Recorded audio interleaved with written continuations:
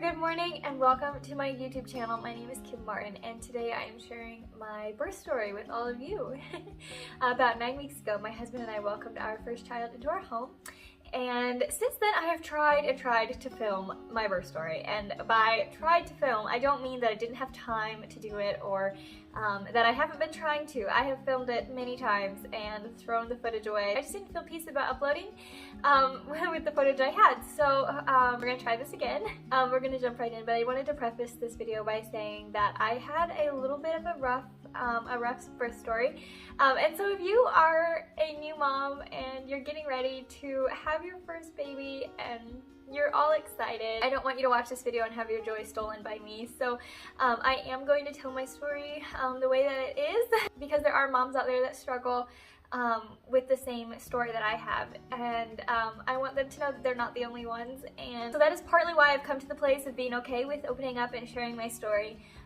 But I don't want to cause anxiety or steal the joy out of looking forward to having your first child for anyone. So I just want you to have that knowledge before you watch this video, and just know that God writes everyone's story a little bit different. So just because this is my story does not mean it's going to be yours. So that being said, let's jump right in. I am going to be sharing my postpartum story as well, because I know there are other moms that struggle with postpartum and don't have the perfect recovery that every mom wishes for. And so I will be sharing that story. Hopefully that video will be coming out soon, but I want to get the birth story done and then I can focus on that. So so yeah, let's just move right into the birth story. And just a heads up, there's not going to be any cool editing shots or anything. I'm just going to sit here and tell you my story. So if you want to just like watch this while you're working on something, I recommend doing that, like fold laundry, do dishes, whatever you like to do while you listen to YouTube videos. Anyways, I'm going to just jump right in. My due date was Monday the 17th of May, and so Monday the 17th rolled around and I was not having any contractions, but I was really uncomfortable. You know how you are right before you're about to have a baby. Everything is rather uncomfortable, and so I was like, are you coming on your due date? You're gonna be late. Anyways, yeah, then Tuesday, it would have been the 18th, I had some cramping starting, some contractions, very sporadic here and there. I was like, oh, okay, maybe it's starting. That Wednesday morning, I started having some like more intense contractions. They were really random, like just, you know, a couple every hour, just super random here and there. There was no rhyme or reason, so I was just kind of like, oh, okay, maybe something's happening. Just kind of, you know, keeping an eye on it, but going about my normal things, because I didn't want to get in like that brain space of like, oh no, it's happening, you know, freak out.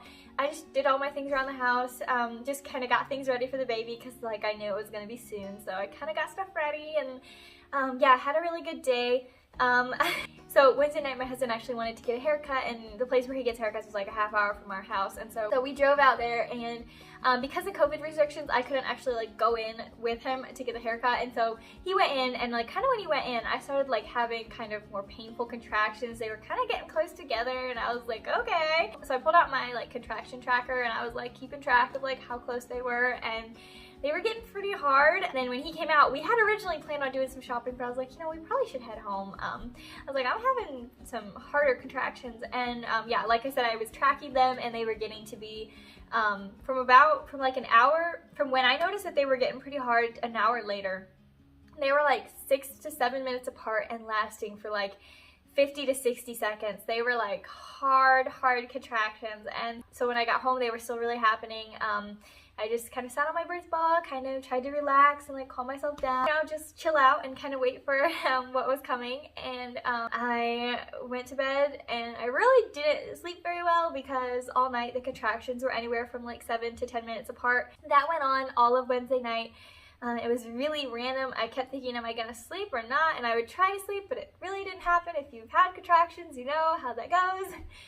Then Thursday morning, they were still kind of just doing that random thing, like 7 and 10 minutes apart. So I told Daryl, I'm like, well, you should probably, he went into work a little bit later, but I was like, you can just go to work, I'll call you if I need you. And I think it was really hard for him, but he had some stuff he had to do at the office, so he went into work, and I just labored and labored. It really wasn't speeding up, it wasn't really slowing down, it was just, yeah, it was getting kind of tiresome.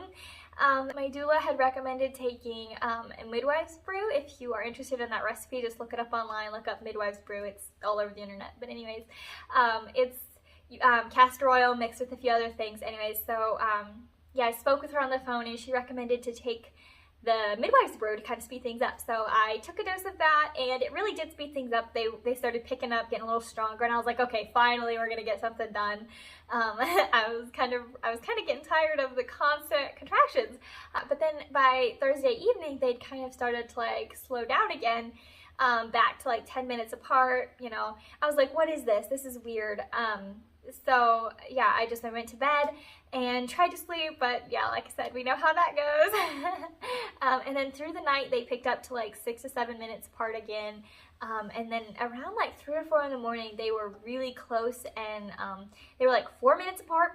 Sometime around there I was up obviously with contractions, and I started shaking really, really bad, like intense shaking, like I couldn't stop. It was just the weirdest thing. And Daryl was up with me, and he would try to like hold me to make the shaking stop, and it wouldn't. Nothing would help.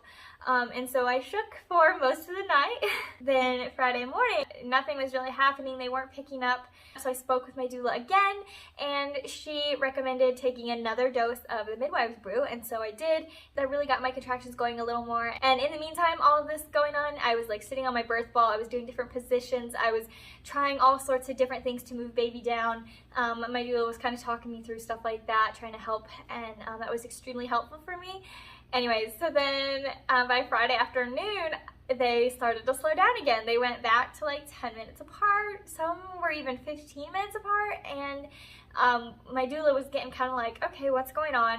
And so we took another dose of the castor oil.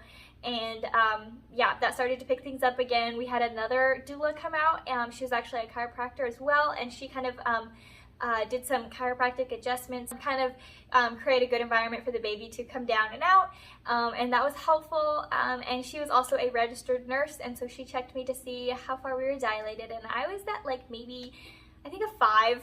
After all that time of contractions, I was only at a 5. I was so discouraged when I heard that. I was like, I have been doing this for days and I'm only at a 5. That was hard to hear, but anyways, by that evening, my contractions were anywhere from 5 to 7 minutes apart. I had taken more castor oil. It really sped things up again. And my doula was kind of like, you know, we should maybe think about going to the hospital. She's like, something could be wrong. This is going kind of long. We're not sure what's going on. She told me, she's like, I've never seen anything like this. She's like, I've never seen a labor go like this. She's like, I'm kind of concerned for you. She's like, I think we should go to the hospital. My husband, he's an EMT, so he's all for going and making sure everything's okay. I was so discouraged. My original plan was to go into the hospital at some point, but I kind of wanted to be further along than 5 centimeters, you know. Anyway, so it was all right. I made the right decision, I think. That evening around 8 o'clock we went in, and when I got to triage, my contractions were getting really hard and fast. They were somewhere between like 3 to 4 minutes apart. Yeah, I got a COVID test mid-contraction. So one of those things up my nose, mid-contraction. So that was fun. If you've had a contraction or a COVID test, imagine putting those two together at the same time. That was fun. Alright, so we got situated in our room at Goshen Hospital, and can I just say, I love Goshen Hospital. They were so accommodating. The nurses are the sweetest people on this earth. I love them to death. They were so sweet. They were so kind. They got us all situated. They made sure I had something to eat and tried to get me comfortable, but you know, I couldn't really sit through contractions. I had to stand, had to move around. It kind of helped with the pain, so I really didn't get very comfortable, but they really did their best. They were so amazing. I had spoke with them earlier, and we had kind of arranged to have a water birth, and so they brought the tub in and they filled it up for me, and they got everything set up, and they were so amazing. But anyways, so we kind of went on through the night. Water seemed to help. I was having really bad shakes still, and so the water sometimes would like calm me down enough that the shaking would kind of subside a little bit, and the water also helped with the pain. Friday night I really started having some serious back labor, which if you've had back labor, you know that's no joke. And I started having back labor, and so the water was a lifesaver. I cannot recommend that enough. Water really did it for me. I was in and out of the tub, the shower for hours, you guys, for hours. It was probably midnight or a little after, and I was so tired. I hadn't slept in days. I could barely stand up in between contractions. In fact, my husband Daryl would just like hold me up during the contractions because I was almost too exhausted to stand, but I couldn't like sit or lay through the contractions. So he like held me up and helped me move and stuff. And yeah, huge shout out to my husband. He stayed awake with me all of those days that I was in labor, and he was absolutely amazing, like the most amazing birth partner there could possibly be. I leaned on him a lot, physically and emotionally through all of that. So super thankful for him and the support that he provided through all of that. So it was probably like midnight or a little after, one of the nurses came in and she saw how tired I was and how exhausted and discouraged, and she told me, she's like, you know, why don't we give you a little bit of Stadol, 1 dose. She's like, it should numb the contractions long enough for you to sleep, and then you can wake up and hopefully feel a little bit refreshed. And I was like, okay, well, she said it should wear off within 2 hours, and I'd never really heard of Stadol. I hadn't done any research, and so I didn't really know what to expect, but I was like kind of not in a very great brain space to like think about it too hard. All I heard was 2 hours of sleep, and I was like, okay, sign me up.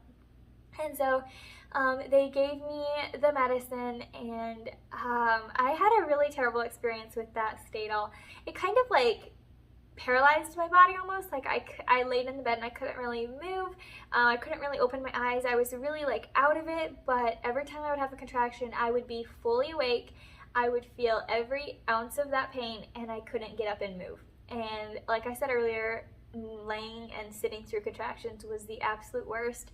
And so it was really hard those 2 hours, because like I would kind of like, you know, pass out in between, but I'd be awake for every contraction. I would feel every bit of that contraction, and I couldn't move. To everyone around me, I looked like I was asleep because my eyes were closed, my body wasn't moving.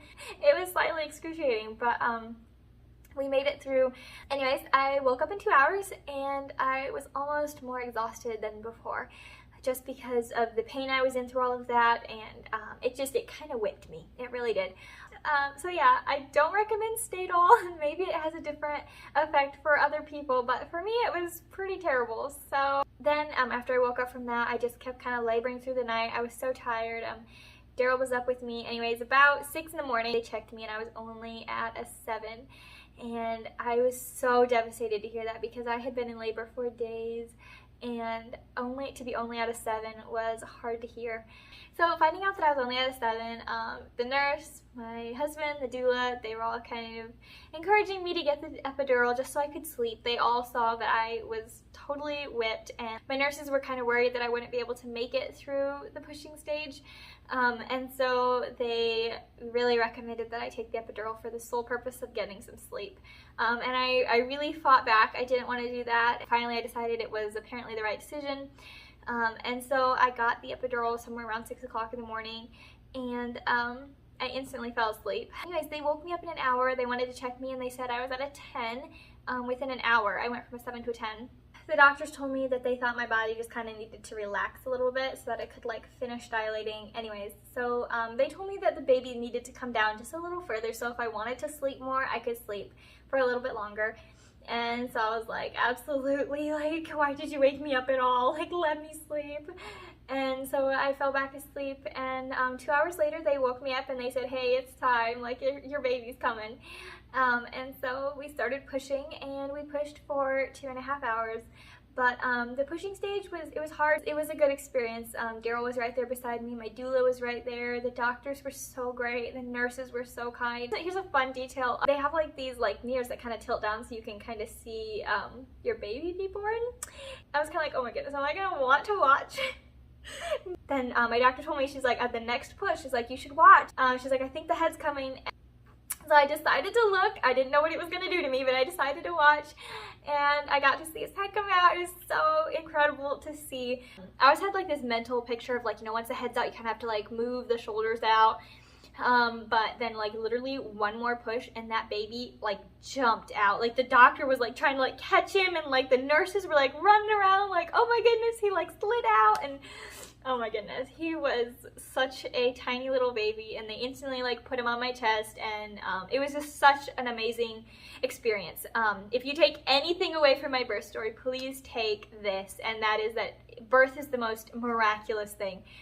you can be in the most pain of your life, but so happy. And I remember I just had like tears rolling down my face, and like Daryl was so excited, and like time just like stopped for me. Like I know the doctors and nurses were like running around doing their thing, but like all I remember was me and Daryl and our baby in that moment, and it was such a special time. So he was 5 pounds and 9 ounces. He was 19 inches long.